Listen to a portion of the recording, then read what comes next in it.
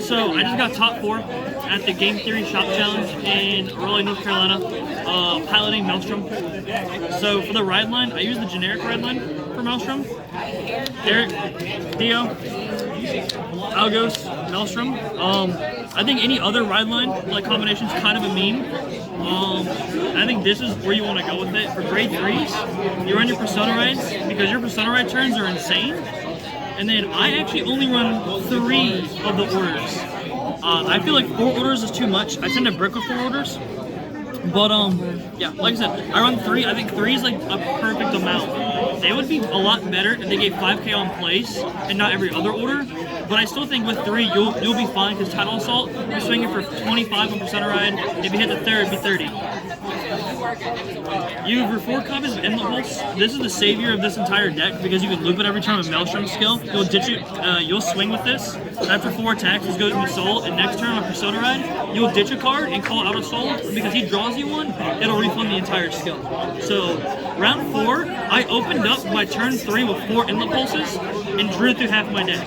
So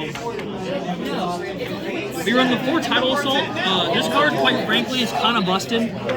Second Battle of More, you CB1 restand if you have Maelstrom Vanguard, and you can Soul Blast one to give Maelstrom 5K. And that's not once per turn, so if you have extra Soul, like a lot of Inlet Pulses in there, you want to Soul Blast the Inlet Pulses to make Maelstrom big, and be able to call Inlet Pulses back with your Maelstrom order, and then also 1 out of Soul. So you always keep 1 in Soul, but Soul Blast the rest.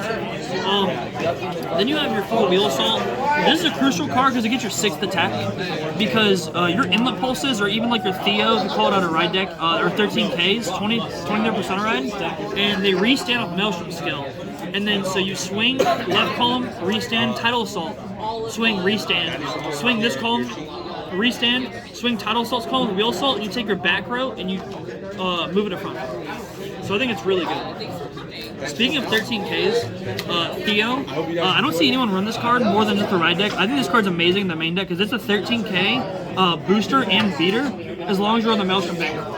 And so he's a great Wheel Assault target if you don't have an extra Inlet Pulse, or you can just call him back here and Wheel Assault him to the rear guard column and swing for 23 in Persona Ride. My big tech option for this deck has been the Emilios.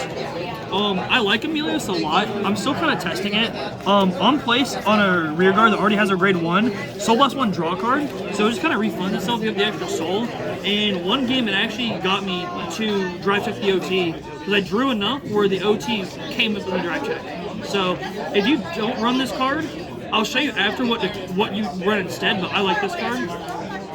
The controversial of this deck is only 2 prize Trident.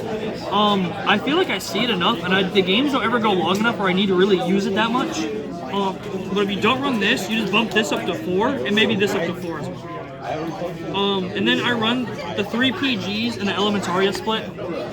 And then the basic 4 heals, 4 effect crits. I've had this come up once at all today, where I needed the Soul and pushed it to Soul and had skill for Wheel Assault.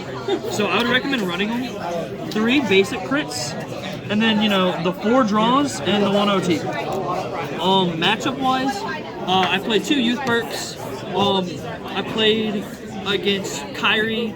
I played against Lutetia. I played against Bastion. I played a lot of decks that it's really good rushing early on.